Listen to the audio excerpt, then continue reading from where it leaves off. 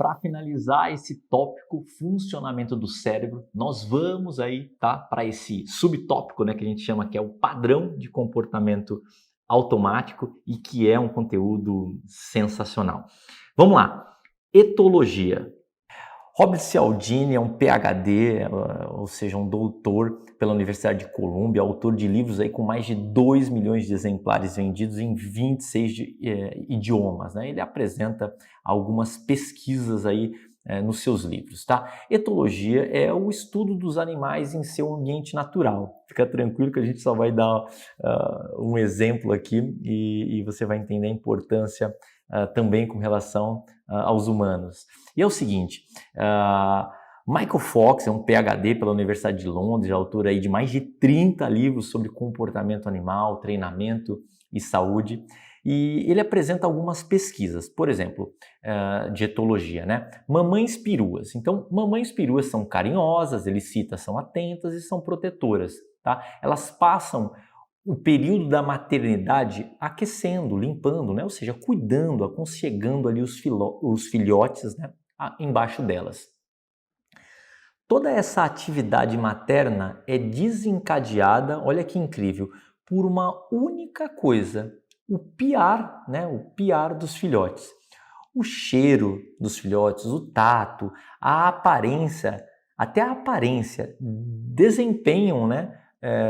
Tem um desempenho um papel menos importante nas características identificadoras. O filhote que pia recebe cuidados ali da mamãe peru. E o que não pia é ignorado e às vezes, incrivelmente, ele é morto, tá? Doninha empalhada. A doninha é um inimigo natural da perua. Então, olha o que esse cientista, né, em uma das suas pesquisas, ele fez. Ele aproximou uma doninha empalhada, né, ela não estava viva, e a perua, ao aproximar essa doninha empalhada, a perua imediatamente, é um inimigo, né, ela ataca imediatamente de forma furiosa, né? Quando a doninha, essa mesma doninha empalhada, era levada com um gravador escondido, né, que olha o que os cientistas fazem, que emitia o som dos filhotes da própria perua, filhotes de perua, né, essa perua recebia e acolhia em suas asas a doninha, que é o inimigo natural. E ao desligar esse gravador, a perua atacava novamente, né, imediatamente. Então olha que incrível, ela acolhe um inimigo natural, porque ele pia, e maltrata, né, e muitas vezes mata um dos seus próprios filhotes só porque ele não pia. Então é o seguinte, a característica desencadeadora, né, é um aspecto ínfimo, muito pequeno da totalidade. Por exemplo, um tordo ataca um tufo de penas vermelhas, né, de peito de tordo, mas ignora uma réplica empalhada perfeita sem as penas vermelhas no peito. Alguns outros exemplos de outras pesquisas, né? Então, embora isso pareça uma loucura, uma maluquice, você vai ver que eu vou provar aqui rapidamente que isso acontece também aqui nos seres humanos. Embora pareça uma loucura, é o seguinte, faz sentido agir maternalmente apenas aquele piado. Ao reagir a um único estímulo, quase sempre, né, olha esse ponto, vai agir corretamente. Aí você está falando, mas Fábio, isso aqui não é na etologia e nos seres humanos? Então vamos falar um pouquinho aqui sobre os seres humanos e aí a gente começa uma brincadeira incrível. Timothy Wilson, PhD, psicólogo, escritor social americano, é professor de psicologia na Universidade de Virgínia, tá? Então, no seu livro Estranhos a Nós Mesmos, né, Descobrindo o Inconsciente Adaptável, ele nos fala sobre o processo que ocorre no cérebro antigo, tá? É chamado de antigo porque se desenvolveu há muito tempo. Nós compartilhamos o cérebro antigo com mamíferos, com répteis e com anfíbios, tá? O cérebro antigo, ele monitora o ambiente, ele fica atento ao perigo, tá? Não está conectado com a parte do cérebro que é consciente, que pensa. Lembra que a gente falou de um sistema racional e a gente falou de um sistema automático, intuitivo? Portanto, existem muitos processos e tomadas de decisões que ocorrem sem que você tenha consciência deles. Avaliar pessoas é um desses processos. O cérebro antigo decide se você deve correr da situação, lutar, fazer sexo ou comer algo. Parece primitivo, né, o que eu estou falando, o que o autor fala, e é exatamente o que é o cérebro antigo, ele é primitivo. Há várias informações a serem processadas em menos de um segundo. E para processar com tamanha velocidade, o cérebro antigo ele pega vários atalhos, ele faz amplas generalizações. Daniel Kahneman, a gente vai citar muito, é um espetacular, né? Estudioso, ele é PhD, doutorado também pela Universidade da Califórnia, e ele descreve 2 sistemas diferentes de comportamento do cérebro em seu livro, que é o Pensando Rápido e Devagar. Olha que incrível. O sistema 1, ou pensamento automático, a gente falou um pouco dele, está aprofundando agora, quando olha uma fotografia, ele identifica imediatamente o que ele vê. Ele é automático, ele é rápido, ele é intuitivo, né? Muito ocorre de maneira inconsciente, você não está consciente para aquilo. O sistema 2, ou pensamento laborioso, vamos falar dele agora. Veja se você consegue responder sem usar um papel e caneta, tá? Então, com um tempo de 30 segundos, fica o desafio para você agora. Quanto dá 19 vezes 27, sem usar papel e caneta?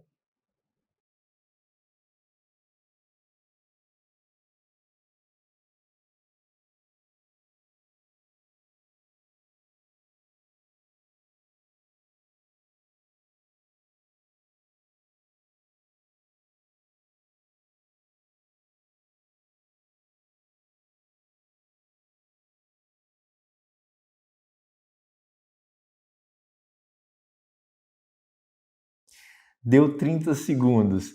E é o seguinte, se você tentou, eu aposto que não conseguiu concluir a tarefa.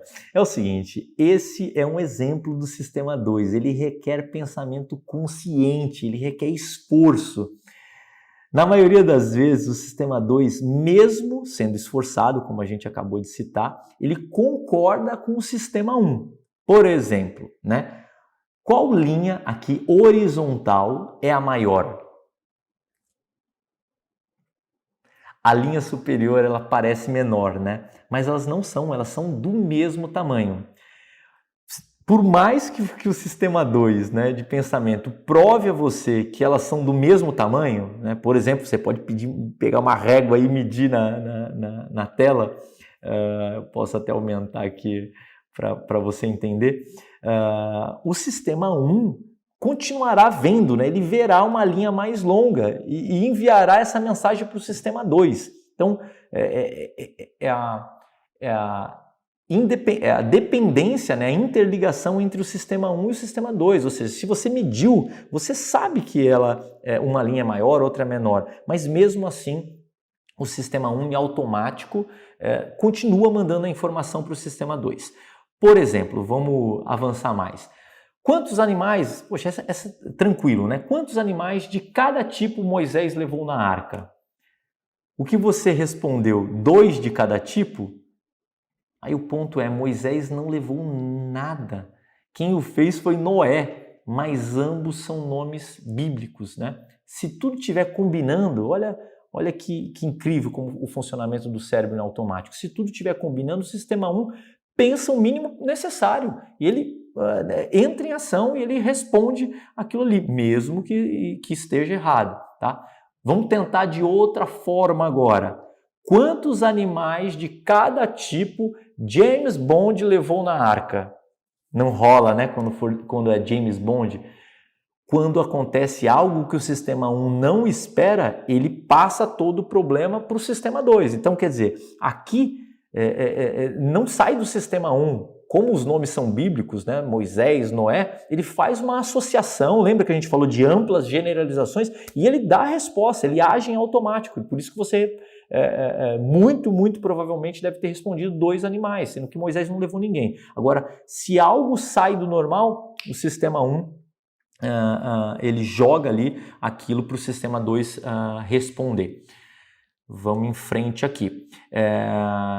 Shane Frederick é um ganhador de Nobel, né? Ele é emérito, ou seja, com honras pela Universidade de Princeton, e ele usou um problema, né, em um teste de reflexo cognitivo, e eu quis trazer aqui para acrescentar e você entender como é o funcionamento do cérebro. Isso é muito importante até a gente finalizar nesse tópico o funcionamento e entrar em jogo aí com as técnicas.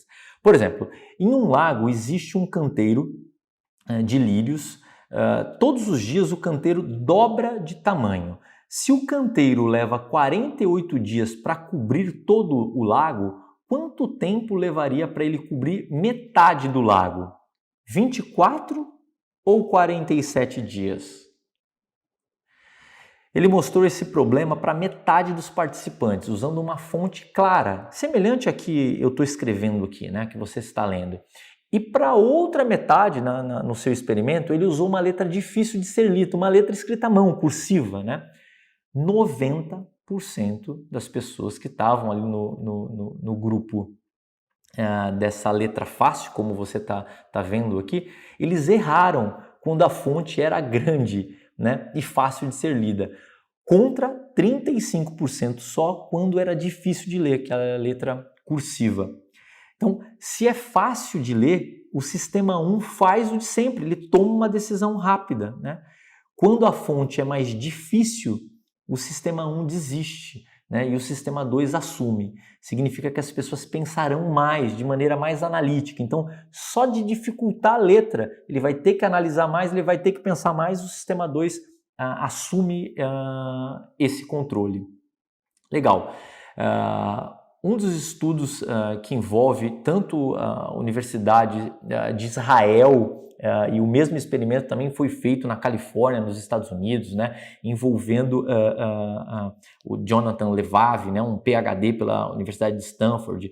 Esse estudo ele analisou o comportamento de juízes em 1.112 audiências. Tá? Então, olha quão sério é esse estudo, né, na quantidade de análises em países diferentes.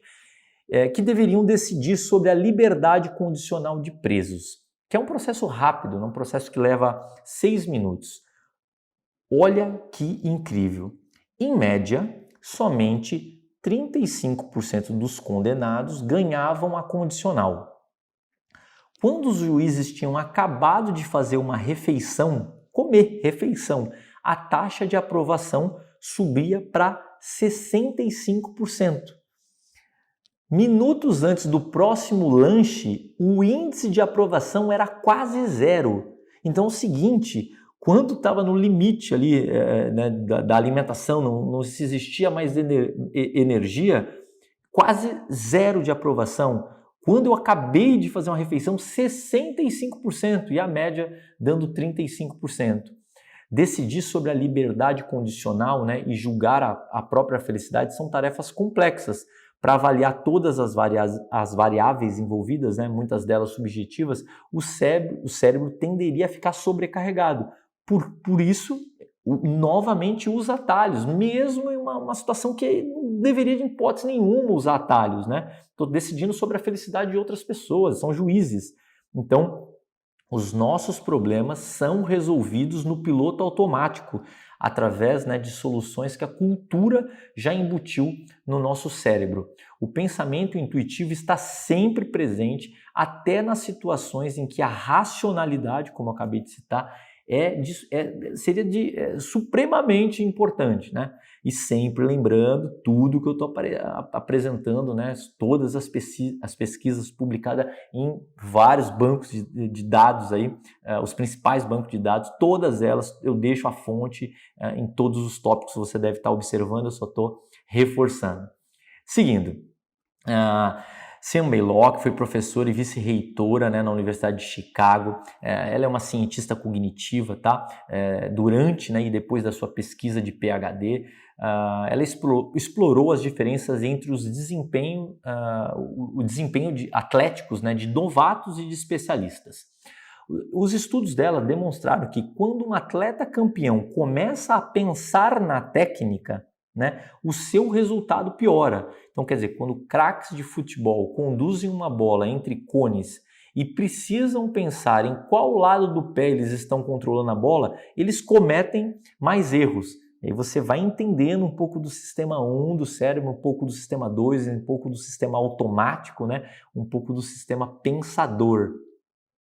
O psicólogo de Harvard, né, que é o Daniel Wegner, PhD também, descobriu que erros aumentam de acordo com o nível que estamos. Então, se a gente está distraído, se a gente está estressado, se a gente está sobrecarregado, eu sempre apresentando qual é a pesquisa, onde está publicado, caso precise fazer alguma consulta, também para dar legitimidade, crédito, eu deixo isso. Então, quer dizer, quanto mais distraído, estressado, sobrecarregado, mais a gente comete erros.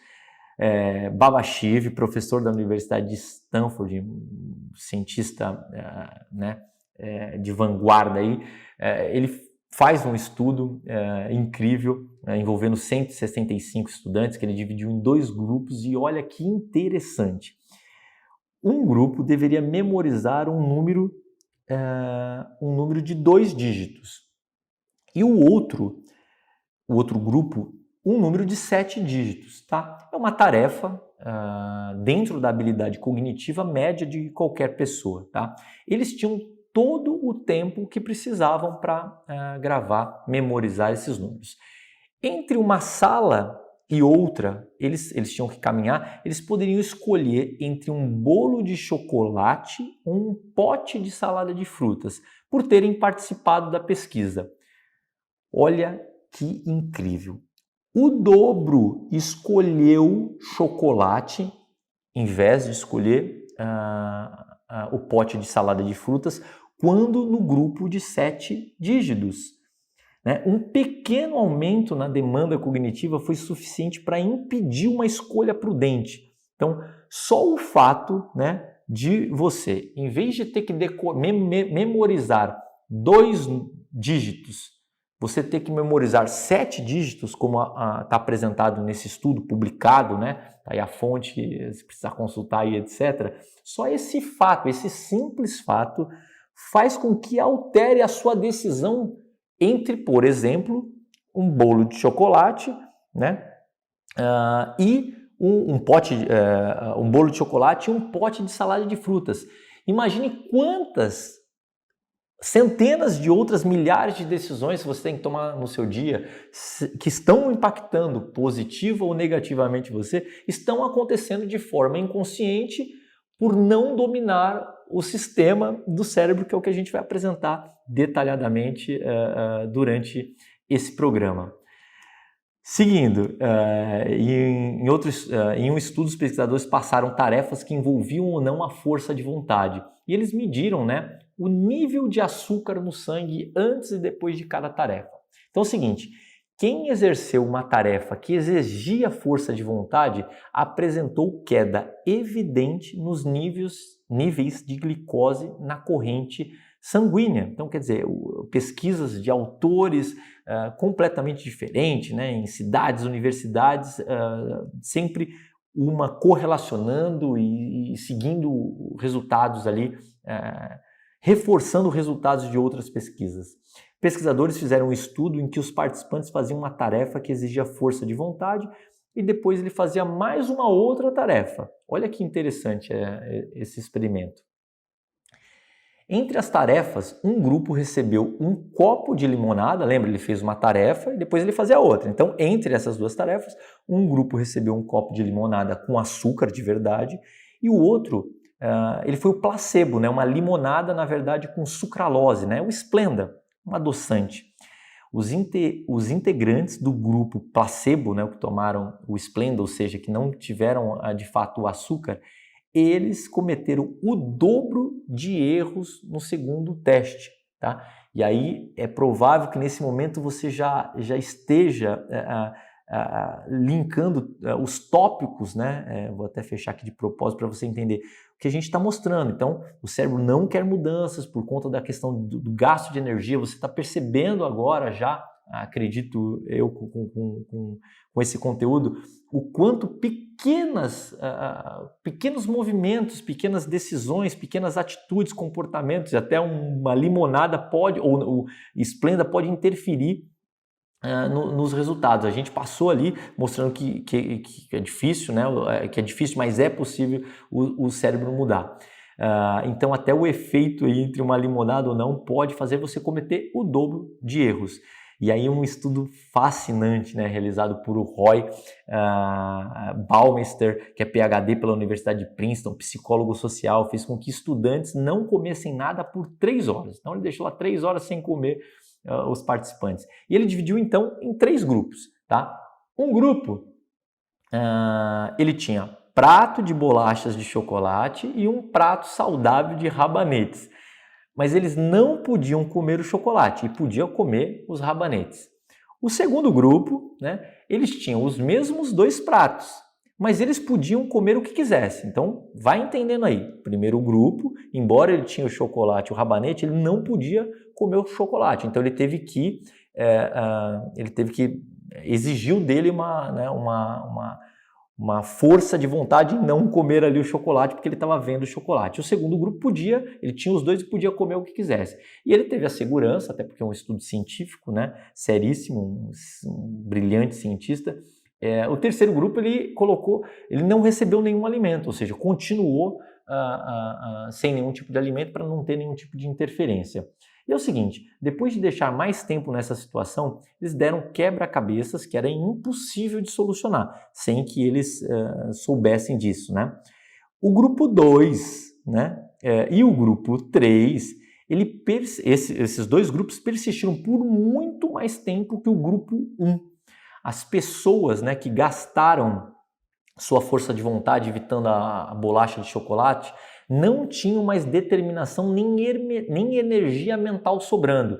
Então, o fato de elas estarem com fome, continuarem com fome, verem ali um bolo de chocolate e não poderem comer o bolo de chocolate, né, que essa foi a diferença entre o grupo 2 e o 3 comparado ao grupo 1, só esse fato, né, alterou completamente o resultado dela ali no teste. Olha os impactos que acontecem por conta do nosso cérebro. Então, inúmeros outros estudos em tarefas completamente diferentes confirmaram o mesmo, seja em filme, um filme que era de humor e não podia rir, seja numa situação que tinha que escrever sobre uma pessoa obesa e não podia escrever nenhum estereótipo, a mesma coisa. Então é o seguinte, tá? Mentira versus razão, para a gente ir aqui finalizando esse tópico. Por exemplo, com R$1,10 você pode comprar um café e uma bala. O café custa R$1 a mais do que a bala. Quanto custa a bala? Me responda rápido. 10 centavos, você respondeu, certo? Errado, né? R$1 a mais do que a bala. Se a bala custasse 10, R$1 a mais é 1,10. 1,10 com 10 centavos, 1,20. Né? Então, na verdade, a bala custa 5 centavos. Esse é um dos exemplos citado no livro Pensando Rápido e Devagar, do psicólogo israelense. Eu já apresentei, né, o Daniel Kahneman, excelente, a gente vai mostrar muita coisa dele durante o programa. É prêmio Nobel de Economia sobre pesquisa sobre o comportamento humano. E ele explica, existem 2 tipos de pensamento. O primeiro, ele é rápido, ele é intuitivo, ele confia na experiência, na memória e nos sentimentos para tomar as decisões. E por isso que, muito provavelmente, você respondeu 10 centavos aqui. Você vai nesse sistema do cérebro de pensamento. E o segundo, ele é lento, como a gente explicou, ele é analítico. Ele serve como uma espécie de guardião do primeiro, tá? Vamos lá, complexo ambiente de estímulos. Eu, você e todos nós vivemos num ambiente de estímulos que muda mais rapidamente e o mais complicado do nosso planeta, né? Um exemplo qualquer, uma edição do jornal The New York Times, ele contém mais informação do que uma pessoa comum poderia receber em toda a vida lá na Inglaterra do século XVII. É só um exemplo de tanta informação, né, estímulo que a gente tem. Nós precisamos de atalhos, não se pode esperar que reconheçamos, né, e analisemos todos os aspectos da pessoa, de um evento, de uma situação, com o que a gente lida no dia a dia. Mesmo, né, no espaço de um único dia. Seria muito complexo dominar todos os assuntos para você tomar a melhor decisão. Então, isso faz com que as nossas decisões sejam tomadas de forma automática, usando algum princípio padrão, algum estereótipo já conhecido no nosso passado, como você começou a observar, né? Se todos fazem isso, eu acabo fazendo também. Por exemplo, o consumo, a roupa, a postura, atividades, trabalhar com o que não ama e assim por diante, né? Padrão de comportamento automático é uma solução para o esgotamento mental no mundo com cada vez mais estímulos. E existem vantagens e desvantagens. Vamos falar rapidamente, finalizando, sobre as desvantagens. Comportamentos inadequados é uma das desvantagens em ter esse sistema 1 e o sistema 2, né? Então, você pode jogar parte da sua vida no lixo, por exemplo, o tempo. Talvez você não entenda agora no começo do curso, mas com certeza absoluta você vai me entender ao longo do curso. Então, quando você fica lá preso digitalmente no celular o tempo inteiro, passando a sua vida lá na TV, seguindo a boiada, é um comportamento inadequado e você não percebe que é um comportamento inadequado. Então, gastando em excesso, vícios, né? Uma direção irresponsável, dirigindo, lendo WhatsApp e assim por diante. São decisões em automático, né? Decisões equivocadas por impulso. Então, compra um produto desnecessário e quando foi vítima de alguma técnica, né, de comportamento automático, como escassez, prova social, reciprocidade, tá? Que é até um exemplo pessoal da minha sogra, a dona Conceição mora comigo desde que eu e a Zanza casamos, né? É como uma mãe para mim. E é o seguinte, ligaram lá em casa naquela situação, criminosos, né? Eu estou com a Zanza aqui e né, eu vou passar para ela aqui, aquela história toda, né? Eu vou matar e tudo mais. E aí eu estava até dormindo na hora, a dona Conceição me acorda, não, é a Zanza e tal. E depois eu percebi que não era, né? Liguei para a Zanza, estava tudo bem e tal. E a dona Conceição me afirma, né? Ela sabe que óbvio que não era, mas ela afirma. Até agora ela afirma, poxa, mas era a voz dela, né? Ou seja, é uma desvantagem. O seu cérebro funcionou em automático achando que era a voz da filha e na verdade não tinha nada de voz da filha. Então, as vantagens é o seguinte, você pode tomar decisões rápidas quando é necessário, permite lidar, né, com enorme quantidade de dados que chegam a todo instante, né, controlar algo potencialmente mais importante, que é o esgotamento mental. Então, Daniel Goleman, que a gente já citou, eminente aí, cientista, ele explica que o cérebro economiza energia. Então, quanto mais passamos por uma rotina inicialmente desconhecida, mais o circuito ascendente, especialmente as redes neurais dos gânglios da base, assume, né, de outras partes do cérebro. O auge do automatismo pode ser visto quando a expertise gera um bom resultado de atenção sem o esforço por uma alta demanda. Então, os grandes atletas, artistas, empresários, funcionários que possuem um alto desempenho, em geral, eles não precisam ficar pensando demais para fazer uma atividade. Mesmo que em alto nível, né? Um atleta não precisa pensar em qual pé ou qual mão vai fazer a jogada, um drible, uma condução, né? Fora dos esportes também, por exemplo, analisar demais ao fazer amor atrapalha, não faz sentido, né?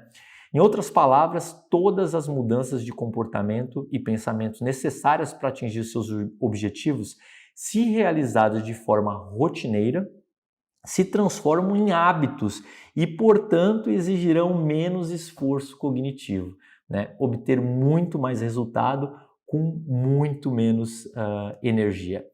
Tudo isso é apenas uma gotinha sobre o funcionamento do cérebro, sobre os nossos comportamentos, né, e pensamentos. A ciência já nos permite mergulhar nesse oceano e é o que faremos, né, daqui em diante. Esse conteúdo é sensacional. Muito provavelmente você vai ficar bastante, né, admirado com as informações, com o aprendizado e, obviamente, muito realizado quando colocar em ação isso no seu dia a dia. Vamos, então, entrar nessa passagem, nessa, talvez, viagem que eu, de fato, sou apaixonado, provavelmente você vai se apaixonar também por esse conhecimento. Vamos lá, a gente já se encontra na próxima aula.